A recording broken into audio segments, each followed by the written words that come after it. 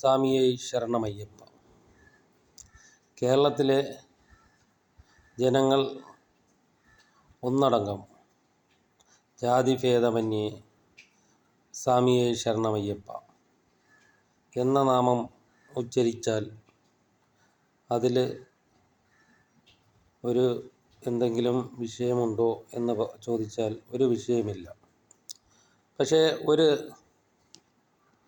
മത സ്ഥാപനത്തിൻ്റെയോ അതല്ല എങ്കിൽ ഭക്തിയുടെ രീതിയിൽ ഈ ശരണം വിളിച്ചാൽ അത് ഉള്ളിൽ തട്ടിയുള്ള ഒരു ശരണം വിളിയാണ്. ഞാനിപ്പോൾ ഈ വീഡിയോ വന്നതും അത് പറയാനുണ്ടായ സാഹചര്യം കാരണം മാധ്യമങ്ങളിലൂടെയൊക്കെ ഇപ്പോൾ ഏറ്റവും കൂടുതൽ ചർച്ച ചെയ്യുന്നത് ശബരിമലയാണ്. 4 വോട്ടിന് വേണ്ടി ശബരിമലയെ, അതായത് ദൈവത്തിനെ കൂട്ടുപിടിക്കുവാൻ ശ്രമിക്കുന്നവരാണ് കേരളത്തിലുള്ളവർ. ഇപ്പോൾ ദൈവം ആരുടെയും കൂട്ടല്ല, ദൈവം എന്നാൽ എല്ലാവരുടെയും കൂടെയുണ്ട്. ദൈവത്തിനെ വേണ്ട രീതിയിൽ പരിപോഷിപ്പിച്ചാൽ ദൈവം എല്ലാവർക്കും എപ്പോഴും നല്ലത് നൽകും. അത് ഹിന്ദു ദൈവമാവട്ടെ, ക്രൈസ്തവ ദൈവമാവട്ടെ, മുസ്ലിം ദൈവമാവട്ടെ, ജൈന ദൈവമാവട്ടെ, പാഴ്സി ദൈവമാവട്ടെ, നാനാ മതത്തിൽപ്പെട്ട ദൈവങ്ങളും അവരെ വേണ്ടുന്ന രീതിയിൽ അവരെ നോക്കിയാൽ അവർ നല്ലത് നൽകും. അത് നമ്മുടെ ഭൂമിയിലും അങ്ങനെയാണ്. നല്ല മനുഷ്യരെ നല്ലതുപോലെ നോക്കുകയാണെങ്കിൽ ആ മനുഷ്യർ നമുക്ക് നന്മ ചെയ്യും. നമ്മൾ വിപരീതമായി ചിന്തിച്ചാൽ നമുക്ക് തിന്മ ചെയ്യും. അപ്പോൾ ശബരിമലയിൽ ദേവസ്വം പ്രസിഡൻറ്റ് എൻ്റെ ചേട്ട സഹോദരൻ, അപ്പോൾ എനിക്ക് പുള്ളിയായിട്ടൊക്കെ കഴിഞ്ഞ ഇലക്ഷനൊക്കെ കൂടുതൽ അടുപ്പമുണ്ടായിരുന്ന ആളാണ്.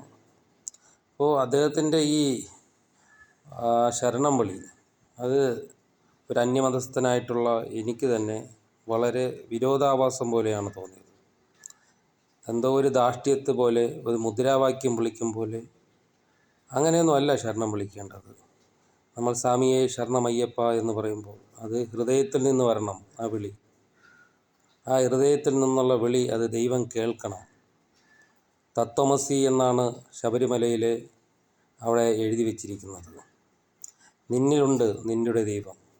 നീ അന്വേഷിച്ച് നടന്ന ദൈവം അത് നിന്നിൽ തന്നെ സന്നിവേശപ്പെട്ടിരിക്കുകയാണ്. അത് നീ തന്നെയാണ് നിൻ്റെ ദൈവം. അങ്ങനെ ഓരോ മനുഷ്യനും, ഭക്തിയുള്ള മനുഷ്യൻ എല്ലാവരും ദൈവത്തെ വിളിക്കുമ്പോൾ ആത്മാർത്ഥമായി വിളിച്ചു കഴിഞ്ഞാൽ ദൈവം നിങ്ങളുടെ ആവശ്യങ്ങൾ സാധിക്കും. അല്ലാതെ കപട വിശ്വാസികളെ തിരിച്ചറിയുക, കപട രാഷ്ട്രീയക്കാരെ തിരിച്ചറിയുക എന്ന് മാത്രം ഈ അവസരത്തിൽ പറയുന്നു. ഭക്തിയുടെ മാർഗം വിടുക, രാഷ്ട്രീയത്തെ രാഷ്ട്രീയത്തിൻ്റെ മാർഗം വിടുക.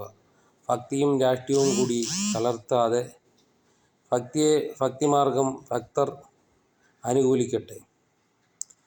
രാഷ്ട്രീയക്കാർ രാഷ്ട്രീയം പറഞ്ഞ് വോട്ട് പിടിച്ച് ജനങ്ങൾക്ക് സമ്മതനായവരെ അവർ സമ്മതിദാന അവകാശം രേഖപ്പെടുത്തി അവർ തിരഞ്ഞെടുത്ത് ത്രിതല പഞ്ചായത്തിലേക്കും അസംബ്ലി മണ്ഡലത്തിലേക്കും അസംബ്ലിയിലേക്കും പാർലമെൻറ്റിലേക്കും അയക്കട്ടെ.